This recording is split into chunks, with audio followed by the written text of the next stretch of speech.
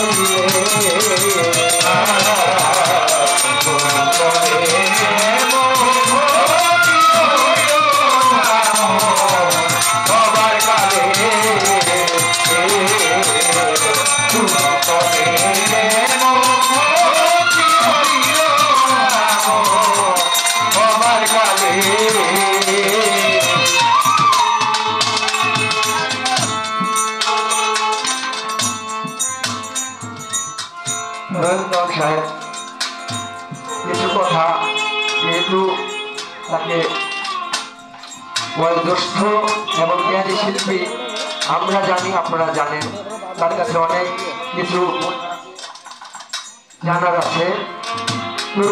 তার কাছে আমরা কিছু কথা রাখলে মনে হয় ভালো হয়, কি বলে, তাই না? আমরা মূলত নিজেকে চেনার জন্য গুরু দরবারে যাই, এই পাপকে ওটাকে মুক্ত করার জন্য। তো গুরু আমাদেরকে দেহের মধ্যে গুরু বস্তু আছে, গুরু বস্তু আল্লাহ আমাদের দিয়ে দিচ্ছে। এই গুরু বস্তুটা কি? এই গুরু বস্তুটা কি? যেটার জন্য যৌবনকালে গুরুর কাছে যাইতে হয়। আমি শুরুর প্রশ্নপাত দিয়ে গুরুর কাছে যে জিনিস আমরা নিয়ে এই দেহটাকে ভালো রাখতে পারবো, মুক্ত করতে পারবো, এই দেহটাকে নষ্ট হবে না, সেই গুরু বস্তুটা কি তার কাছে জানবো। এবং কিভাবে গুরু কর্ম করে আমরা পরিত্রাণ পেতে পারি তার কাছে কিছুটা ইঙ্গিত আমাদের যদি দেয়। আমাদের যুবক ছেলেরা, এখানে বেশি যুবক ছেলে দেখা যাচ্ছে, তাদের এই সোনার দেহটা নষ্ট হবে না, কি করবো এটা বেলা গেছে আমাদের জানার বিষয়, তাই না? আপনারা খুশি আছেন তো? সোনার দেহটা কিছু ছেলে আসে, কিছু যৌবন মাত্র কিছু ছেলে আছে তাকায় থাকতে মন আছে না বাবা? আবার দেখা যায় কিছু যৌবনের যুবক ছেলে আছে, তাদের দিকে তাকাইলে কান্না পায়। হায় হায়, কি হয়েছে রে? কি হয়েছে? ডায়াবেটিস হয়েছে না রোগ হয়েছে? কি হয়েছে কদি? তো কি আপনার দিন দিন রোগ হয়ে জায়গা কাহিনীটা কি? অনেক রোগ আছে, জরা রোগ করে, তাই না? গুরুর কাছে কোন বস্তু পাইলে এই রোগটা দূর হইব, আর দেহটা টলমল সুন্দর হইব। যুবকের জন্য আমি তাদের পক্ষ হইয়া গুরু মানুষ তো তার কাছে রাখতে পারি, কি বলেন আপনারা?